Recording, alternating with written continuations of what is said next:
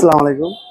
বর্তমান সময় গিয়ারগুলোর মধ্যে প্রায়টা গিয়ারের আমরা ট্রাবল পাচ্ছি আপনার তেল বা মেনটেনেন্স বা এরকম ধরনের সমস্যা। যেমন আজকে যে গাড়িটার কমপ্লেনটা ছিল, এটা হয়তো বা তেল কম ছিল। তেল কম থাকাকালীন এটার মধ্যে তেলে হাওয়া ঢুকে গেছে। হাওয়া ঢোকার পরে এটার চতুর্থ সাইডে যে সিলগুলো আছে সব সিলেই লিকেজ বেরিয়ে গেছে। সিডি গাড়ির ধরনের এরা যদি একবার লিকেজ হয় তখন সব সাইডে লিকেজ হয়।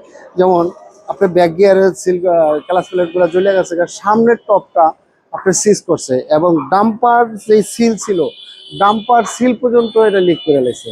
তাইলে আপনার সিবিডি গিয়ার যদি একবার লিকেজ হয় তাহলে সব সাইড দিয়ে লিকেজ হয়। কেননা আপনি বেশিরভাগ দেখবেন আপনি গাড়িটা তেল চেঞ্জ করতে গেছেন, তেল চেঞ্জ করার পরে আবার তেল ভরার পরে দেখবেন অনেক সময় গিয়ারটা বোবা হয়ে গেছে বা সামনে যায় না বা পিছিয়ে যায় না। এই রোগগুলো হয় একটাই, বালবডির মধ্যে হাওয়া ঢোকে, হাওয়া ঢোকার পরে এই রোগগুলো হয়। তা আমরা এই জন্যই বলি আপনি যত গিয়ার আছে বা এটা চেক করবেন এবং মেনটেনেন্সটা যদি ভালো করেন তাহলে এই সমস্যাটা হয় না। তা আমরা গিয়ারটার কাজ করতেছি, কাজ করার পরে আবারও আপনাদেরকে রিভিউ দিব। আজকের মতো এই পর্যন্ত। আল্লাহ হাফেজ।